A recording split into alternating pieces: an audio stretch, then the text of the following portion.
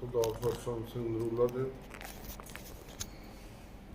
ਸਾਡੇ sister organisation ਜੀਜਨ ideas ਜੀਜਨ ਆਈਐਮਟੀ ਦੇ director Manjeet Singh Chhabra ਦੇ ਕੌਂਸਲ ਦੇ ਸਤਿਕਾਰਯੋਗ ਮੈਂਬਰ ਸਰਦਾਰ ਹਰਦੀਪ ਸਿੰਘ ਦੇ ਸਿਹਤ ਸੁਰ ਸੰਗਮ ਦੇ ਕਰਤਾ ਬਲਜਿੰਦਰ ਰਹਿੂ ਦੇ ਨਾਮਵਰ ਸ਼ਾਹਿਰ ਪ੍ਰਮੋਸ਼ਨ ਦੋਤੇ ਦੇ ਸਿਕਿਉਰਿਟੀ ਮੈਂਬਰ ਤੇ ਬਾਹਰੋਂ ਆਏ ਹੋਏ ਮਹਿਮਾਨ। ਅੱਜ ਸਾਡੇ ਲਈ ਬੇहद ਮੁਬਾਰਕ ਮੌਕਾ ਹੈ ਕਿ ਜਦੋਂ ਸਿਹਤ ਸੁਰ ਸੰਗਮ ਇਟਲੀ ਜਿਸ ਦੇ ਨਾਲ ਸਾਡੀ ਭਾਵਨਾਤਮਕ ਸਾਹਿਤਕ ਤੇ ਅਕਾਦਮਿਕ ਸਾਂਝ ਬੜੇ ਲੰਬੇ ਸਮੇਂ ਤੋਂ ਕਾਇਮ ਹੈ, ਉਹਨਾਂ ਦੇ ਦਲਜਿੰਦਰ ਰਹਿਲ ਅੱਜ ਸਾਡੇ ਵਿੱਚ ਵਿਰਾਜਮਾਨ ਨੇ। ਇਸੇ ਤਨਜ਼ੀਮ ਦੇ ਇੱਕ ਅਜੀਮ ਸ਼ਾਇਰ ਅਮਜਦ ਆਰਫੀ ਦੀ ਕਾਵਿ ਸੰਗ੍ਰਹਿ ਰਮਜ਼ਾਨ ਚੁੱਕ ਦੀਆਂ ਅੱਜ ਗੁਜਰਾਂਵਾਲਾ ਗੁਰੂ ਨਾਨਕ ਖਾਲਸਾ ਕਾਲਜ ਦੇ ਪ੍ਰਵਾਸੀ ਸਾਹਿਤਕ ਕੇਂਦਰ ਦੇ ਵੱਲੋਂ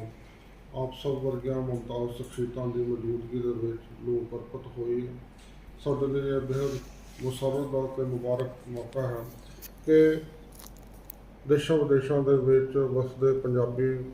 ਬੋਲੀ ਨੂੰ ਪਿਆਰ ਕਰਨ ਵਾਲੇ ਲੇਖਕਾਂ ਦੀਆਂ ਰਚਨਾਵਾਂ ਗੁਜਰਾਂਵਾਲਾ ਗੁਰੂ ਨਾਨਕ ਖਾਲਸਾ ਕਾਲਜ ਦੇ ਇਸ ਧਰਾਤਲ ਦੇ ਉੱਤੇ ਜਿੱਥੇ ਲੋਕ ਬਰਕਤ ਹੋ ਰਹੀਆਂ ਨੇ, ਚਰਚਾ ਦਾ ਵਿਸ਼ਾ ਬਣ ਰਹੀਆਂ ਨੇ, ਇਸ ਦੀ ਜਿੰਨੀ ਸ਼ਲਾਘਾ ਕੀਤੀ ਜਾਵੇ ਉਨੀ ਘੱਟ। ਔਰ ਇਸ ਦੇ ਪਿੱਛੇ ਜੋ ਇੱਕ ਸੂਤਰਧਾਰ ਦੇ ਤੌਰ ਦੇ ਉੱਤੇ doctor S P Singh ji ਦੇ ਵੱਲੋਂ ਭੂਮਿਕਾ ਨਿਭਾਈ ਜਾ ਰਹੀ ਹੈ, ਉਹ ਕਿਸੇ ਰਸਮੀ ਤਾਰੁਫ ਦੀ ਮੁਹਤਾਜ ਨਹੀਂ ਹੈ। ਮੇਰੇ ਖਿਆਲ ਦੇ ਵਿੱਚ doctor S P Singh ji ਦੇ ਯਤਨਾਂ ਸਦਕਾ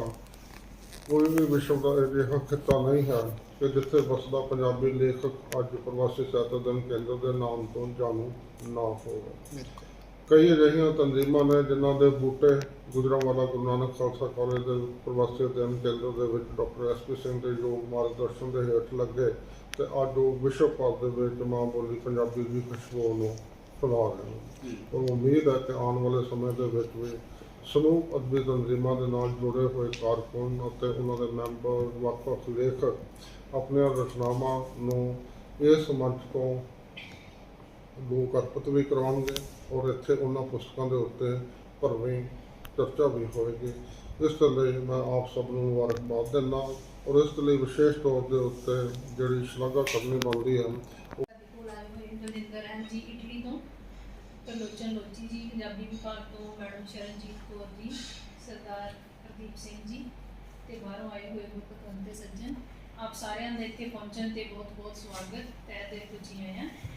ਸਾਨੂੰ ਖੁਸ਼ੀ ਹੈ ਇਸ ਗੱਲ ਦੀ ਕਿ ਦਲਜਿੰਦਰ ਰਹਿਲ ਜੀ ਅੱਜ ਅਮਜਦ ਆਰਫੀ ਉਹਨਾਂ ਦੀ ਜਿਹੜੀ ਪੁਸਤਕ ਹੈ ਰਮਜ਼ਾ ਚੁੱਕਦੀਆਂ, ਉਹ ਪ੍ਰਵਾਸੀ ਸਾਹਿਤ ਅਧਿਐਨ ਕੇਂਦਰ ਦੇ ਵਿਹੜੇ ਲੈ ਕੇ ਆਏ ਨੇ ਤੇ ਉਹਨਾਂ ਨੇ ਸਾਡੇ ਇਸ ਕੇਂਦਰ ਨੂੰ ਮਾਣ ਬਖਸ਼ਿਆ ਹੈ ਕਿ ਅਸੀਂ ਇਹ ਕਿਤਾਬ ਜਿਹੜੀ ਹੈ ਲੋਕ ਅਰਪਣ ਕਰੀਏ। ਮੈਂ ਦੱਸਣਾ ਚਾਹਾਂਗੀ ਕਿ ਅਮਜਦ ਆਰਫੀ ਜੀ ਭਾਵੇਂ ਬੇਸ਼ੱਕ ਖੁਦ ਇਸ ਧਰਤੀ ਦੇ ਸਾਡੇ ਕਾਲਜ ਅਜੇ ਤੱਕ ਨਹੀਂ ਆਏ, ਪਰ ਪਿਛਲੇ ਲੰਬੇ ਸਮੇਂ ਤੋਂ ਸਾਡੇ ਕੇਂਦਰ ਨਾਲ ਉਹਨਾਂ ਦੀ ਜਿਹੜੀ ਸਾਂਝ ਹੈ, ਅਸੀਂ ਆਨਲਾਈਨ ਜਿਹੜੇ ਵੀ ਪ੍ਰੋਗਰਾਮ ਵੈਬੀਨਾਰ ਕਰਵਾਏ ਨੇ ਉਹਨਾਂ ਵਿੱਚ ਉਹਨਾਂ ਨੇ ਅਕਸਰ ਸ਼ਿਰਕਤ ਵੀ ਕੀਤੀ ਹੈ। ਅਮਜਦ ਆਰਫੀ, ਬਲਵਿੰਦਰ ਚਾਹਲ, ਦਲਜਿੰਦਰ ਰਹਿਲ, ਸਾਹਿਤ ਸੁਰ ਸੰਗਮ ਸਭਾ ਇਟਲੀ,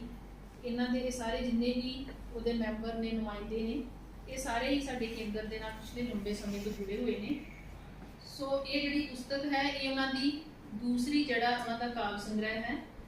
ਜਿਹਦੇ ਅੱਗੇ ਜਿਹੜੀ ਹੈ ਕੁਝ ਜਿਹੜੇ ਸ਼ਬਦ ਨੇ ਉਹ ਦਲਜਿੰਦਰ ਰਹਿਲ ਉਹਨਾਂ ਨੇ